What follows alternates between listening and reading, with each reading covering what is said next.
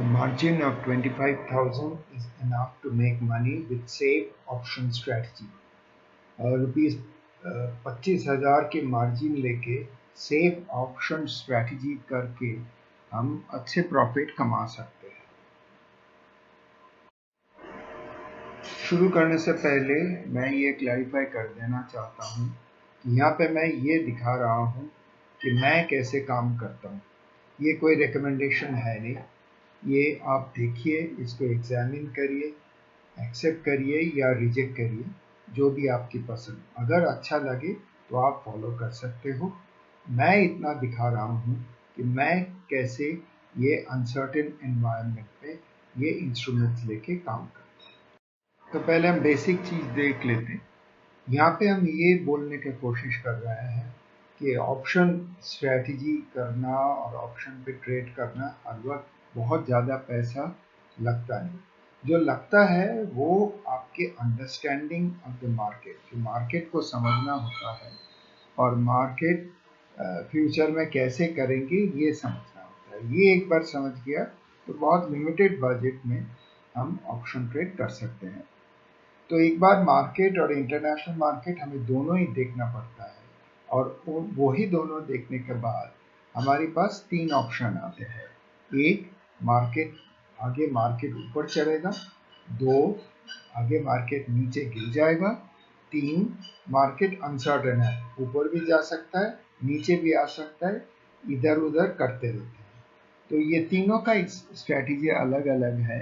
आज हम मार्केट ऊपर चढ़ेंगे तो क्या स्ट्रैटेजी होगा वो दिखाते हैं। तो यहाँ हम पहले निफ्टी और बैंक निफ्टी को स्टडी करेंगे और उसकी ट्रेंड समझ में हमें आ जाएगा।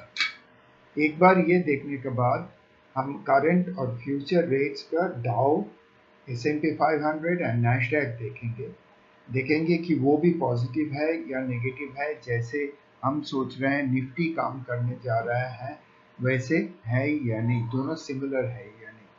उसके बाद हम गिफ्ट निफ्टी को देखेंगे, वो भी फ्यूचर क्या दिखा रहा है वो ऑब्जर्व करेंगे। और अंत में एक बार हैंगसेंग, चाइना मार्केट, चाइना बहुत बड़ा मार्केट है और एशिया की इंडिकेशन देता है, तो उस बार हैंगसेंग को भी हम स्टडी करेंगे, देखेंगे वो कैसे बिहेव कर रहा है। ये सब देखने के बाद अगर हमें ये लगे कि इंडियन मार्केट में जो ट्रेंड है वो इंटरनेशनल मार्केट के ट्रेंड के बराबर है, तो हम वो इंटरनेशनल मार्केट का जो ट्रेंड है वही लेके काम करेंगे। लेकिन अगर ये दोनों डिफरेंट है लेकिन इंटरनेशनल मार्केट की ट्रेंड बहुत स्ट्रांग है, तो हम इंटरनेशनल मार्केट के ट्रेंड को ही सिलेक्ट करेंगे। अब एक एग्जाम्पल के साथ हम देखते हैं कि कैसे इस वक्त अगर हम ट्रेड लें तो वो कैसे लें। तो यहाँ पे हम Nifty, bank Nifty, gift Nifty, US 30, US 500, S&P 500, Nasdaq, ये सभी का और साथ में यूरोप का भी इस वक्त की फ्यूचर की पोजीशन आपको दिखा रहा है। इसके ऑब्जर्वेशन हम अगले स्लाइड में आपको बताएंगे। यहाँ पर आप हैंगसेंग की भी पोजीशन देख लीजिए और नोट करिए कि वो भी फ्यूचर में ऊपर की तरफ, जैसे यूरोपियन और अमेरिकन मार्केट दिखा रहा है, चाइनीज मार्केट भी उसी तरफ सेम डायरेक्शन दिखा रहा है। तो कुल मिला के हमारे ऑब्जर्वेशन ये है कि निफ्टी पॉजिटिव है, लेकिन बैंक निफ्टी और गिफ्ट निफ्टी दोनों मार्जिनली लो है। बैंक निफ्टी की ये नेगेटिव इंडिकेशन शायद इसलिए आ रहा है कि बैंक निफ्टी बहुत चढ़ गया था और एक दिन प्रॉफिट टेकिंग हो रहा है। दूसरी बात यह है कि ऑल इंटरनेशनल फ्यूचर्स जो आप देख रहे हैं सभी बहुत स्ट्रांगली पॉजिटिव है। US पॉजिटिव है, यूरोप पॉजिटिव है, चाइना भी पॉजिटिव है।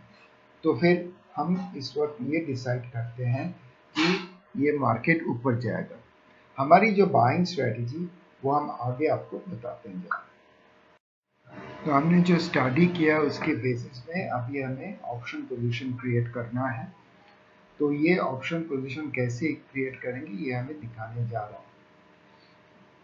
हम ऐसे एक स्ट्रेटजी बनाएंगे जिसमें प्रॉफिट की पॉसिबिलिटीज होंगे, साथ साथ सेफ्टी भी रहेंगे और लिमिटेड फंड 25,000 करीब उसके अंदर ही हम कर सकते हैं। तो इसके लिए पहले हमें डेल्टा क्या है ये समझना पड़ेगा। डेल्टा है एक एस्टिमेट और माई प्रीमियम वैल्यू जो भी ऑप्शन लेवल हमने सिलेक्ट किया उसका कितना मूव होगा अगर ₹1 निफ्टी चढ़े या गिरे। तो वो डेल्टा ये दिखा देगा कि मैं जो स्ट्राइक प्राइस लिया वो स्ट्राइक प्राइस पे मेरा जो प्रीमियम है ₹1 निफ्टी चढ़ेगा तो वो कितना बढ़ेगा। आप एक बार अगर ये सोच लेते हैं कि डेल्टा 0.3 है तो मीनिंग ये हुआ कि मेरा जो प्रीमियम है निफ्टी ₹1 बढ़ेगा तो वो 30 पैसा ऊपर जाएगा।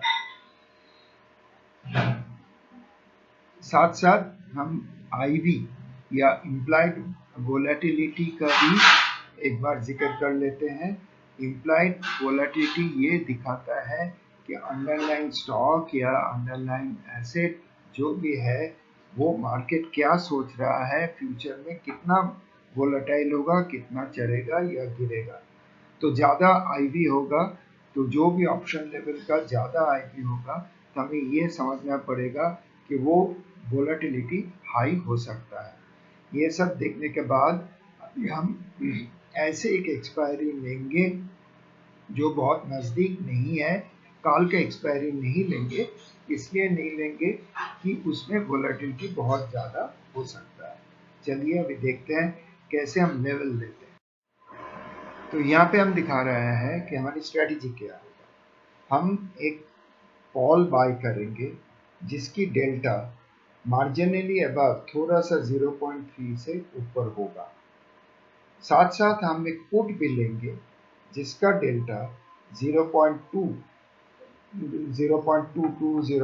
की थोड़ा ऊपर होंगे। तो ये पोजीशन लेने का बेनिफिट ये है कि अगर मार्केट ऊपर चलेगा तो ये जो डिफरेंस 0.3 और 0.22 दोनों का डेल्टा के डिफरेंस के लिए हमें प्रॉफिट मिलेगा, और अगर मार्केट किसी रीजन पे गिर जाए तो हमने जो पुट लिया वो हमारी लॉस को लिमिट करेंगे, बहुत ज़्यादा लॉस होने नहीं देंगे। ये होगा हमारी स्ट्रेटजी। अभी हम लेवल्स को एग्जामिन करते हैं। तो हम दो लेवल चूज किया। एक है निफ्टी 24,500 कॉल, एक्सपायरी होंगे 30 अप्रैल। 24 कॉल की एक्सपायरी नहीं है, 30 अप्रैल एक्सपायरी। इसके डेल्टा है 0.34, मैंने बोला था 0.3 की थोड़ा ऊपर लेंगे। आईवी है 14.46। इसकी मार्जिन रिक्वायर्ड होगा ₹8,000। इस वक्त रेट चल रहा है 111 और साथ साथ हम एक पुट बाय करेंगे 23,900 की पुट लेंगे। एक्सपायरी होगा 30 अप्रैल। डेल्टा 0.22, हमने पहले ही बताया 0.22 और थोड़ा उसके ऊपर कर लेंगे। आईवी है 16, मार्जिन लगेगा 6,500, रेट है 77। तो हमारी टोटल मार्जिन रिक्वायर्ड हो गया 14,500, करीब करीब सिर्फ 15,000। ये स्ट्रैटेजी में हमारी एडवांटेज क्या हुआ, एक तो मार्जिन बहुत ज़्यादा लगते नहीं, दूसरा रिस्क लो है क्योंकि पुट जो हम ले रहे हैं वो कॉल को प्रोटेक्ट कर रहा है। एक्सपायरी भी उतना नज़दीक नहीं दे रहा है, थोड़ा दूर ले रहे हैं कि हमें वाइल्ड वोलेटिलिटी ना हो, और इसलिए रीजनेबल रिटर्न भी मिलेगा। एक चीज़ और देखिए कि हम जो आईवीज लिए हैं वो भी बहुत रीजनेबल आईवी लेवल से किए, इसीलिए बहुत वाइल्ड फ्लक्चुएशन में हम सफ़र नहीं करेंगे। ये हुआ हमारी फाइनेंस स्ट्रैटेजी। देखते हैं इसमें क्या होता है। एक चीज़ याद रखिएगा, हम इसको लेंगे करीब करीब 3 बजे। उस टाइम की जो पोजीशन होगा 3:15 के अंदर हम ये लेंगे, और नेक्स्ट डे सुबह प्रॉफिट देख के पहला 5 मिनट के अंदर प्रॉफिट लेके निकल जाएंगे अगर प्रॉफिट मिल गया तो। This is our strategy. ये प्रेजेंटेशन देखने के लिए आपको धन्यवाद। प्लीज़ इसको सब्सक्राइब करिए और आगे दूसरे को फॉरवर्ड करिए। Thank you.